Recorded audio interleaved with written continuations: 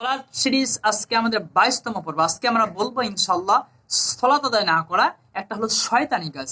আল্লাহ সুবহানাহু ওয়া তাআলা নিজেই বলছেন 5 নম্বর সূরা 91 নম্বর আয়াতে যে শয়তান কি চায়? আল্লাহ স্মরণ ও সালাত থেকে তোমাদেরকে দূরে রাখতে চায়। ইবলিসকে আল্লাহ সুবহানাহু ওয়া তাআলা হুকুম দিয়েছিলেন আদমকে সিজদা দাও, মাত্র একটি হুকুম সে অমান্য করেছিল, অস্বীকার করেছিল, সে যুক্তি পেশ করেছিল যে আমি আদমের থেকে উত্তম, আদম হইতেছে মাটির তৈরি, আমি হইতেছে আগুনের তৈরি। ইবলিস এভাবে আল্লাহর সামনে যুক্তি দিয়েছিল। তো ইবলিস যদি একটা হুকুম অমান্য করার কারণে সে যদি কাফের হয়ে যায়, আজকে যারা দৈনিক 5 ওয়াক্ত সালাত আদায় করে না, দিনে কতবার হয়? 5 বার, সপ্তাহে, মাসে, বছরে, এভাবে বছর বছর কতগুলো সালাত তারা আদায় করতেছে না, তাহলে তারা ইবলিসের থেকেও কি হবে? তাহলে তারা ইবলিসের থেকেও বড় কাফের হবে।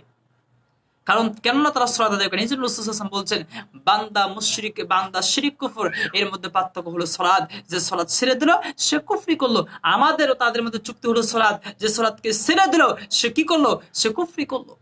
এজন্য সালাত ব্যতীত কখনো মুসলিম থাকা যায় না। সাহাবায়ে কেরাম কখনো এটা ভাবতেন না যে সালাত ব্যতীত কিভাবে মুসলিম থাকা যায়। এজন্য সাহাবায়ে কেরাম সালাত পরিত্যাগ ব্যতীত অন্য কোনো আমলকে কুফরি বলে গণ্য করতেন না। আল্লাহ সুবহানাহু ওয়া তাআলা সেই শয়তানের কথা বলতেছেন 5 নম্বর সূরা 91 নম্বর আয়াতে, ইন্নামা ইউরিদুশ শাইতানু আইয়ুকিয়া বাইনাকুমুল আদাওয়াতা ওয়াল বাগদাআ ফিল খামরি ওয়াল মাইসিরি ওয়া ইয়াসুদ্দাকুম আন যিকরিল্লাহি ওয়া আনিস সালাহ। শয়তান এটা চায় মদ ও জুয়ার মাধ্যমে তোমাদের মধ্যে শত্রুতা, হিংসা তৈরি করতে চায়।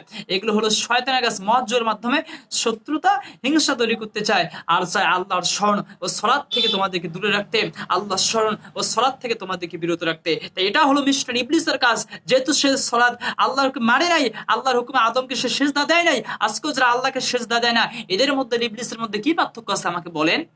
এরা দৈনিক, মাসে, সপ্তাহে, বছরে এরা কত সালাত এরা আদায় করতেছে না।